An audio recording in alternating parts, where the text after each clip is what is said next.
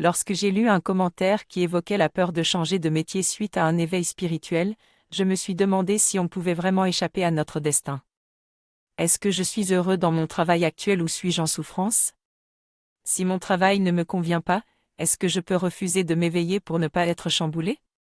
L'éveil peut entraîner une désorientation complète qui peut nous faire changer de carrière pour révéler notre authenticité. Cela peut générer un revenu, mais ce n'est pas de l'ambition ou du carriérisme, c'est être au service de la totalité et cela révèle notre nature essentielle. Je suis sûr qu'il est possible de fonctionner dans la vie avec notre authenticité et en écoutant notre cœur, cela nous amène à naviguer vers l'expression la plus juste et vraie de nous-mêmes. Nous sommes tous différents dans notre expression, mais il y a une clairvoyance possible pour arriver à exprimer ce qui se passe à l'intérieur. Il peut y avoir un moment de désorientation et de tâtonnement, mais il est possible de développer nos capacités petit à petit en restant dans l'authenticité et en écoutant notre cœur. Je discute actuellement avec plusieurs personnes qui sont à différentes étapes du processus post-éveil, un processus similaire à celui que j'ai moi-même traversé. Il n'y a pas de finalité à atteindre, mais plutôt un affinement progressif de notre être authentique, une impossibilité d'être autre chose que soi-même qui se révèle. Ainsi, notre métier ou fonction ne peut être autre chose que ce que nous sommes. Nous transmettons notre présence et notre authenticité à travers notre être, que ce soit verbalement ou dans notre quotidien.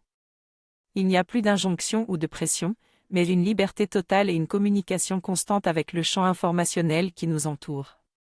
Nous sommes les porteurs de ce changement organique qui se fait dans cette période de transition de la société.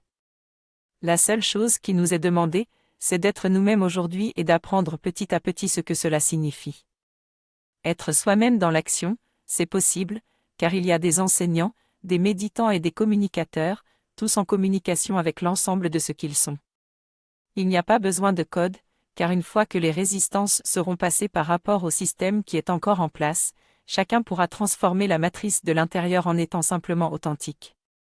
Il y a une possibilité de transformer petit à petit les institutions et ce qui est faux va tomber pour faire place à un éveil individuel et collectif. Nous avons juste besoin d'être nous-mêmes pour transformer la société et cela se fera organiquement en fonction de nous.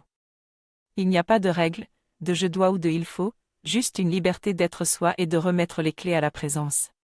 Bien que cela puisse demander de lâcher prise et de voir les résistances, le changement de la société est en train de se faire et nous avons juste à dire oui à la mort des anciennes structures intérieures pour être complètement nous-mêmes en action dans toutes nos dimensions. Pour ma prochaine vidéo, je vais parler d'un sujet qui m'intéresse particulièrement, la psychologie positive. Je vais expliquer de quoi il s'agit et comment elle peut aider à améliorer notre bien-être au quotidien. Je vais aussi donner quelques astuces pratiques pour incorporer la psychologie positive dans notre vie. Enfin, je vais partager mon expérience personnelle avec cette approche et comment elle a changé ma perspective sur la vie. J'espère que cette vidéo pourra inspirer des personnes à découvrir cette approche et à peut-être en bénéficier comme moi.